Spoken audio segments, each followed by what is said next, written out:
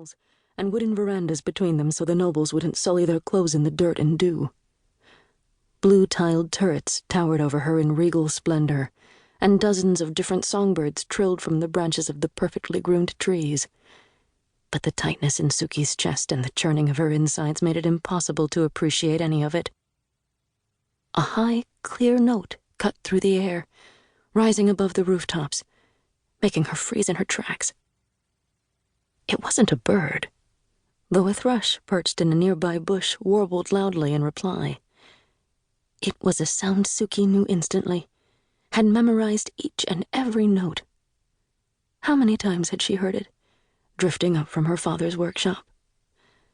The sweet, haunting melody of a flute.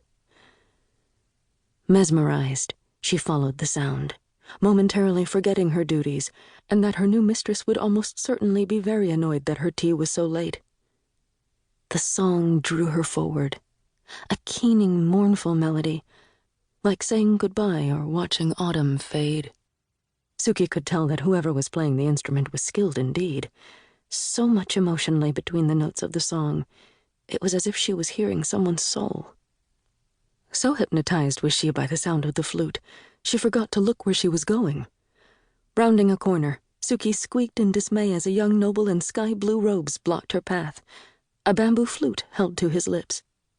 The teapot rattled and the cups shook perilously as she swerved to avoid him, desperately trying not to spill the contents. The sound of the flute ceased as the noble, much to her amazement, turned and put out a hand to steady the tray before it toppled to the veranda. "Careful there." His voice was high and clear. "Don't want to drop anything. That would be an awful mess. Are you all right?" Suki stared at him.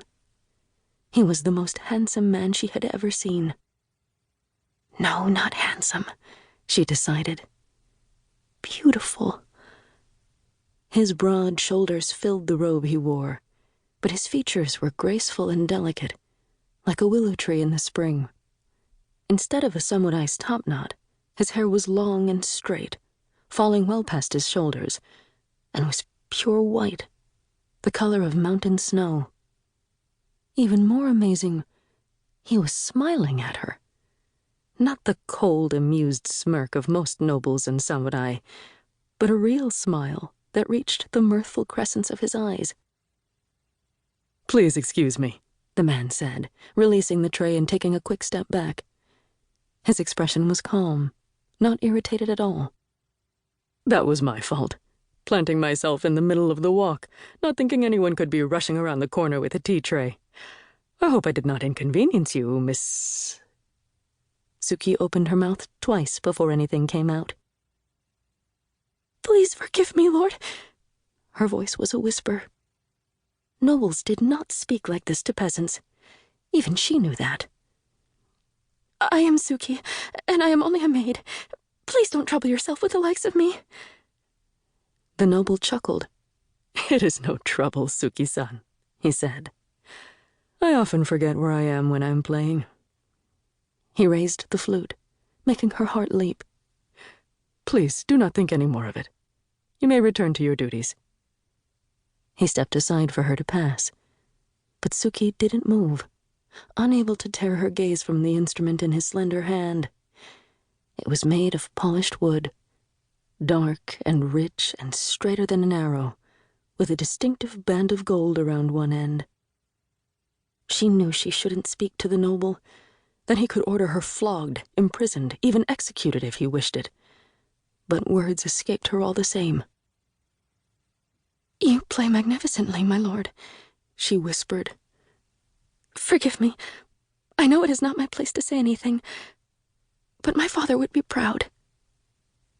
He cocked his head, a flicker of surprise crossing his beautiful face. "Your father?" he asked, as understanding dawned in his eyes. "You are Mura Akihito's daughter?" "Hai." He smiled and gave her the barest of nods. "The song is only as beautiful as the instrument," he told her. "When you see your father again, tell him that I am honored to possess such a masterpiece." Suki's throat